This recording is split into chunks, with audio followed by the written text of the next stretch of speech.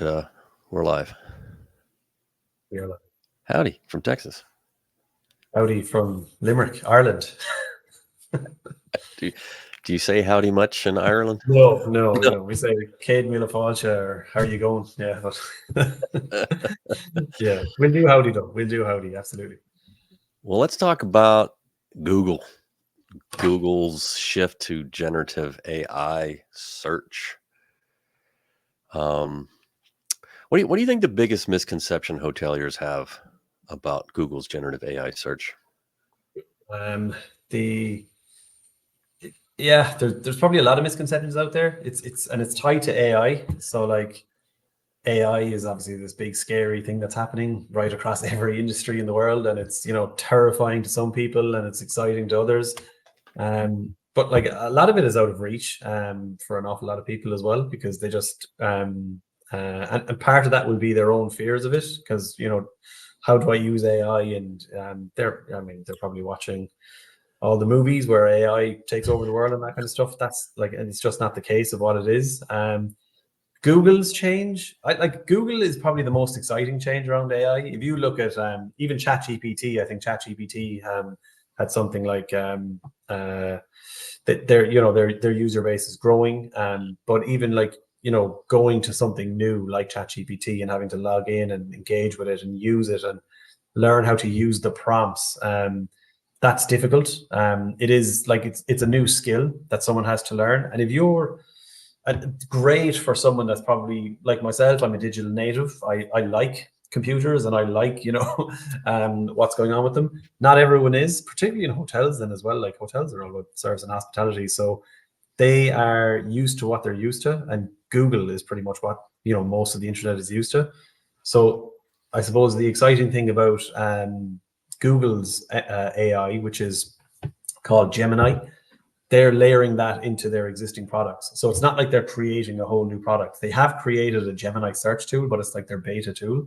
But now they're starting to deploy it into their products. So you're going to be using AI without ever having to really change your behavior. Now your behavior will change as they kind of grow and develop that. But I think it's going to be the most prolific AI in use, I'd say, within the next 12 to 24 months. Absolutely. Yeah.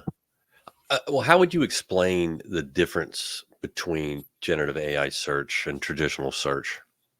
The difference, it's like for us when we're looking at it, we are seeing like today you would go to Google and you would look for best hotel in New York, or you might Google hotel in New York, and that's a flat search, and then it's you get your results back, and then you're like, oh, maybe I don't want a hotel in New York, maybe I want to go to LA, and I'm going to best hotel in LA, and then it forgets that you were looking for New York. It's moved on, and then you go on to your next search and your next search, and you start refining that yourself.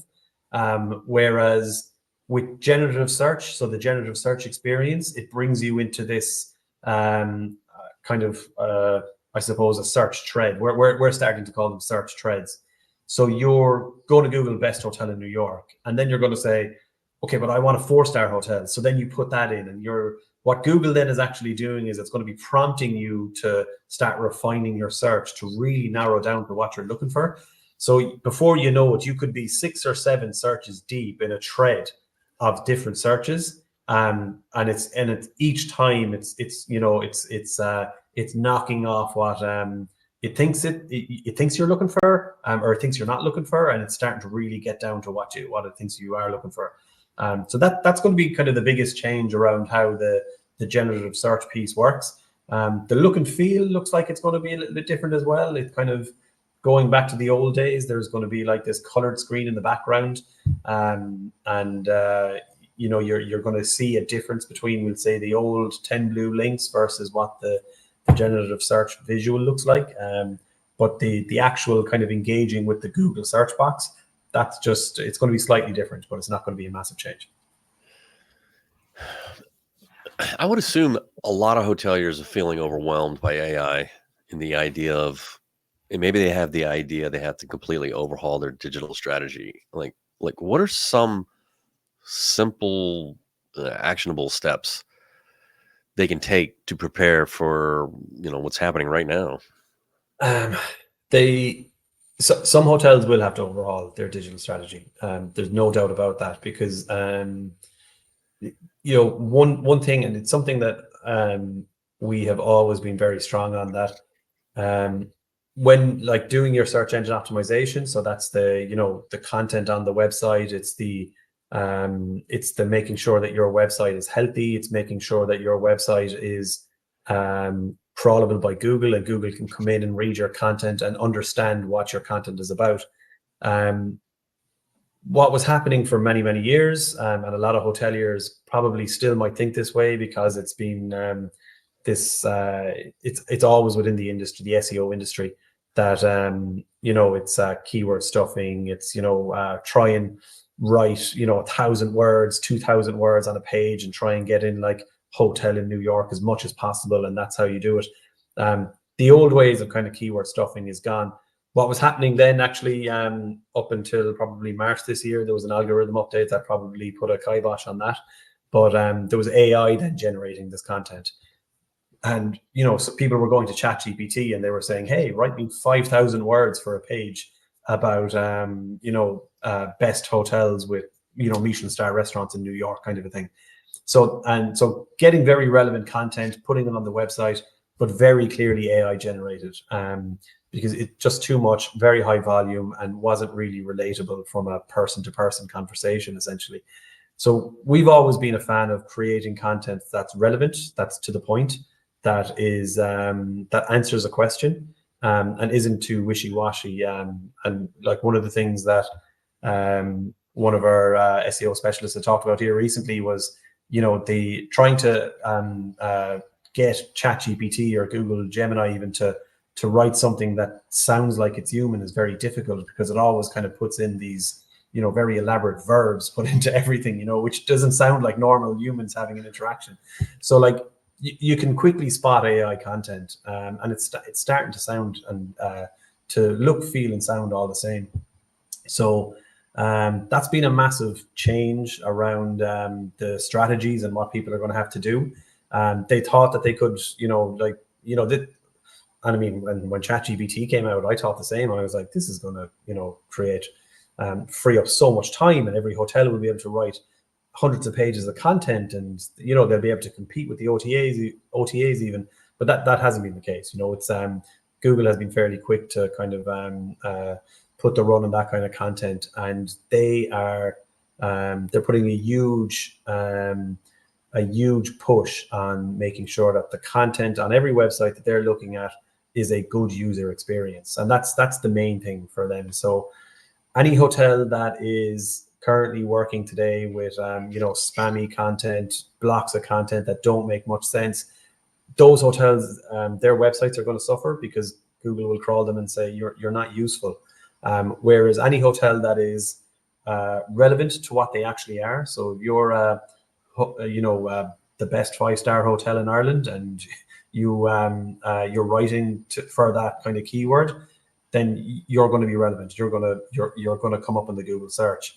If you're a 3-star hotel down the road trying to compete with that keyword, you're not going to show up, and there's no amount of content or keywords in the world that's going to tell Google that you should surface ahead of the actual best 5-star hotel down the road. So really writing your content to make it relevant, answering questions in your content, like what are the questions that guests ask you when you get to the hotel, and put them on the pages. Like probably one of the best ones that we think is going to be quite useful over the next few years within writing content is, we had talked about previously, when we're talking about our clients, write FAQ pages, so then you get a big long list of FAQs, and that's great content.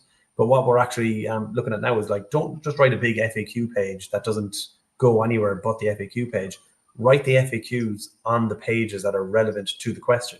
So if you've got a golf course in the property, put your FAQs for the golf course in the golf section.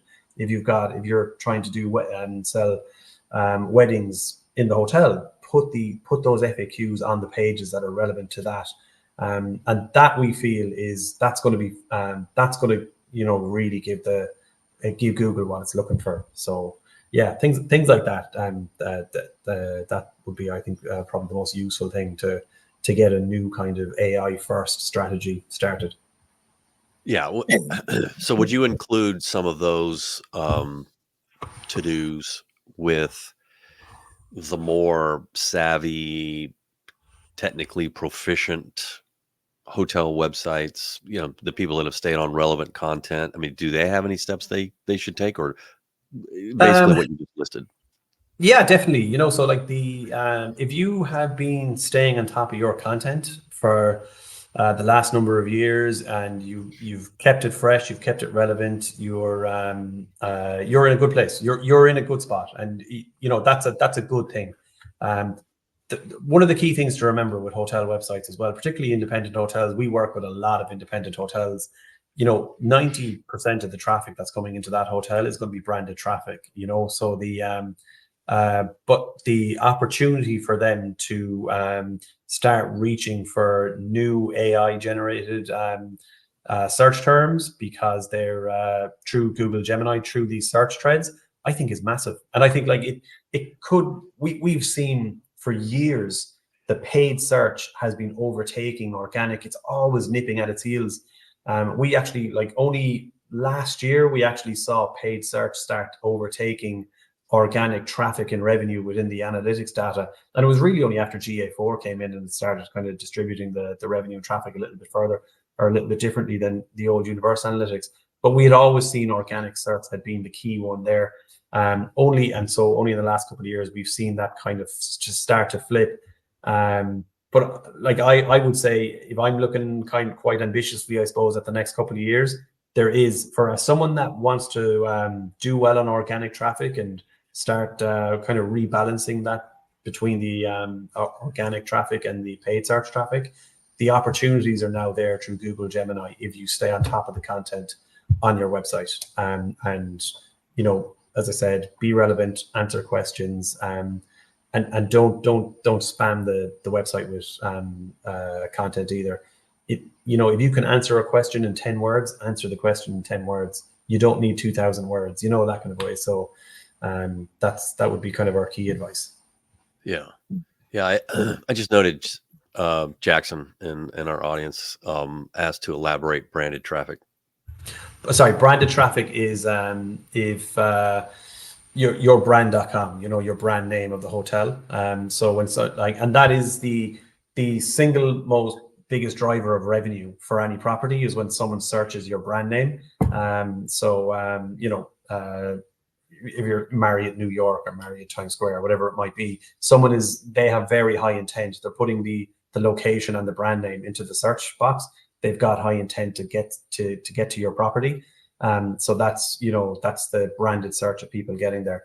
When we talk about the opposite of branded search terms, it's we would call them non-brand or generic search terms, and that's things like best hotel with swimming pool near me, or something like that, or it could be any. It's actually never ending how many keywords it could be. So yeah. Right.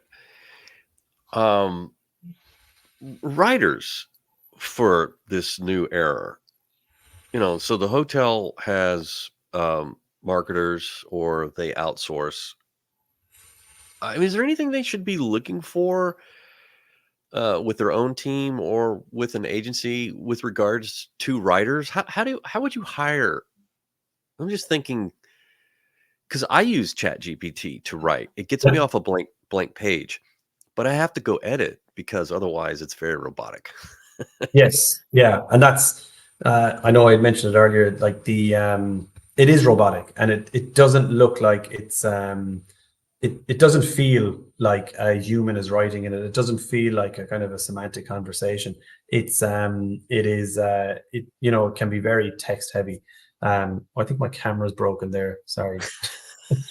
Now it's just me and your voice. Yeah, okay, yeah. So that's a dial-in radio.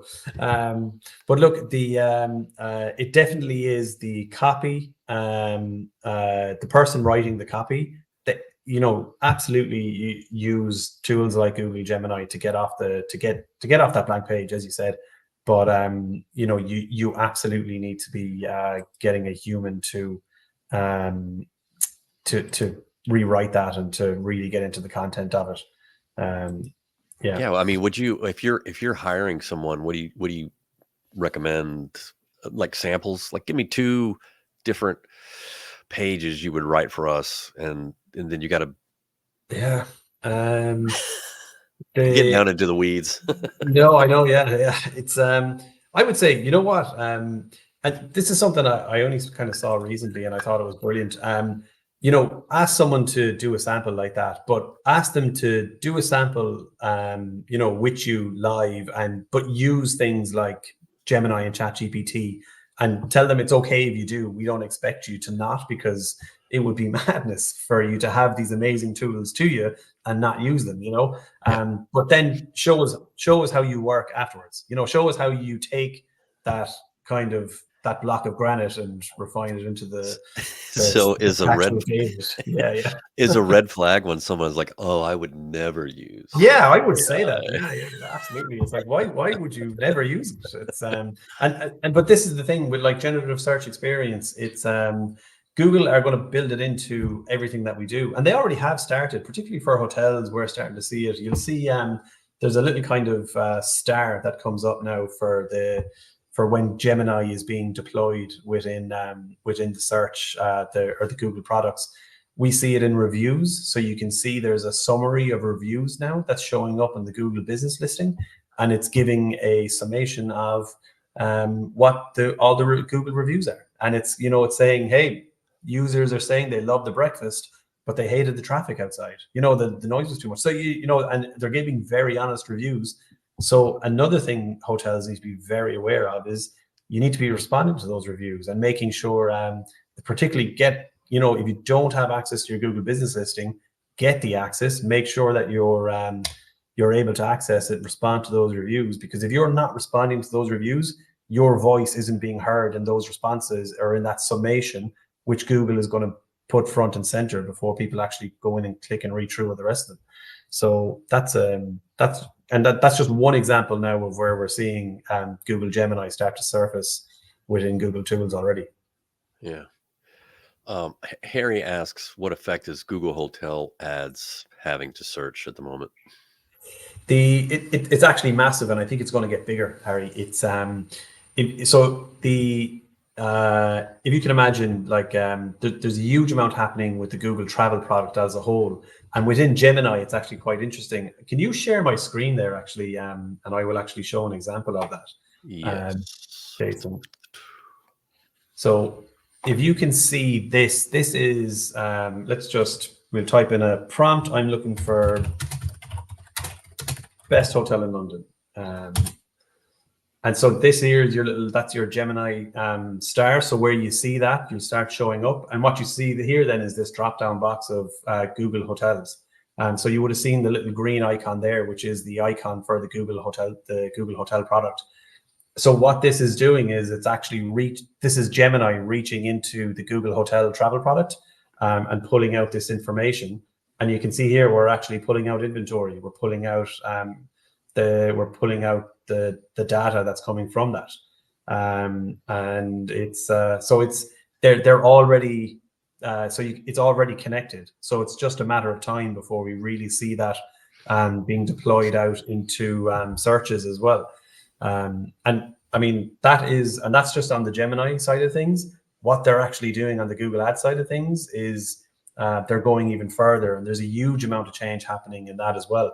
So there's like one of the biggest things we're going to see is this connected product of the Google Travel product. So your inventory feeding into your Google Ads, feeding into the promoted hotel ads, the carousel ads that you might have started seeing recently in the Google product. So it's huge amount of change happening there, but it's all positive particularly for anyone. If you have the connection, if you're running it for your independent property, the official website link, it's positive, because I think you're going to get more of a competitive, not a competitive edge maybe, but more of a chance to compete with the OTAs of the world and the big branded properties in the world as well. So wrapping up, anything to add about maybe the next 6 to 12 months? What you see from? I mean, you've hit on some of it. What we're Yeah. going to be seeing relatively pretty quick. But anything to add? I suppose it's if when you are talking to your digital agencies, you're talking to the people that are working with your websites, your revenue management, your digital marketing, your technology stack, whatever tech stack you have in the background. Make sure that they are talking to each other, and that the inventory that's feeding into your Google hotel booking links, that you're starting the conversation about getting those diverted and connected out into the Google Ads account. So and there's a lot of digital marketing agencies out there that are not hospitality experts. They are not in the weeds like we're in the weeds with hotels every single day. Whereas there's a lot of agencies out there that aren't. So, reach out to your tech providers and ask for help if you need help, because it's probably it's not going to be straight away, but in 12 to 24 months time, that connected inventory into your Google Ads product is going to be massively important. And I think there's definitely a big push within Google Travel to really kind of push on the Google booking links, whether it's through OTAs, whether it's through the official websites, but really kind of get that Google Travel product kind of lifted an awful lot more and interconnected with the other Google Ads products, which, like, to me, it's a plus. It can only mean good things. So Yeah. Another question: are you seeing revenue being attributed properly to all these Google faucets? No, it's and I say no, right? But it's probably not the answer there that that person is looking for. Look, revenue attribution to me is it's a basket case for years. Okay, so every marketing platform out in the world is going to put their hand up and say that they did absolutely everything. A few years back, we looked at revenue attribution. We looked and we started stacking up. What did the Google Ads platform say it was achieving? What did Facebook Ads say? Suddenly, what did the Meta Search platform, and then Microsoft Ads, and then when we actually stack up all that revenue on top of each other, and we look at what was actually booked through the booking engine in the previous month, it was 20K over, on the marketing attribution, but it was actually just 100K or whatever it might be on the actual booking engine. So that attribution is broken right across the marketing space, we'll say. Now, I say broken, but it's useful, it's directional. I would always kind of say put your faith in Google Analytics, because it's probably the best in terms of it's typically last click. Actually with GA4, most of it is data-driven attribution, but it's probably the most honest in terms of saying where the revenue is coming from by channel. But I mean, the key thing for us is that we look at what's actually booked through the platform, and that's our kind of key source of truth. So I wouldn't. Directional in terms of what the marketing platforms are telling you, but put your faith in what's actually coming through the booking engine platform. Like, for instance, if you decide that you're going to put a big push on social ads, and you don't see the pace of revenue changing on your booking engine over that period of that platform, but then that social platform still says they claimed 50, 60K or something like that, and it's great that they're claiming it, but look at your pace. Did it actually have any kind of incremental change on, like, were you doing $1,000 a day in August, and now you're doing $2,000 a day in September, or has it stayed the same? And if it stayed the same, that revenue did not come from the social ads. So that's it. It's be critical of whatever a marketing platform is telling you. That's my advice. Yeah. And I work with these platforms, and I think they're great, but just don't take the soup for them. So yeah, Yeah. that's a very Allison Irish asked, saying. Actually, sorry, just what was it again? Don't take the soup. don't take the soup. What Don't was eat it? it. It's a very Irish thing to say, but just yeah. Oh, don't. That's Yeah, it. Don't take the soup. don't take the soup. Yeah, yeah, yeah. Okay. Um, so yeah, Uh, yeah. So Allison is asking, are there tools that can be used to identify these new AI generated search terms and trends? so the tools will still stay the same. So like search will still like we'll still be able to see what the search terms are coming through Google Search Console. You'll still be able to see things like we work with SEMrush and we find that brilliant. You know, like as a tool itself, you know, finding new keywords, finding new finding what's happening on websites and that kind of stuff, particularly for technical SEO. But that is they're going to stay the same. They're going to be finding the keywords in all the same sources. It just I suppose how that's going to change is going to be slightly different. So like one of the things that I'm kind of making an early prediction on is where we saw people saying, like I did it there myself. I just Googled best hotel in London. But what I think might come with that is as these search threads start to build, is you're going to see with swimming pool, with with hot tub, with luxury spa, with Michelin star restaurant. So the term with is going to become a little bit more popular in keywords. And so how do we how do you kind of factor that in? So possibly, that's I suppose one kind of theory. Yeah. Very good. Well, if there are no more questions, I mean, this has been great, Steve. I appreciate you spending time with me. I know No it's a worries. big topic with hoteliers, and I knew you were on top of it, so I reached out to you. Yeah, I like to pretend I'm on top of it, but no one really is. So yeah, Yeah, you did a good job. thanks. Yeah, All right, thanks so much. thanks, million, Jason. Thanks, folks.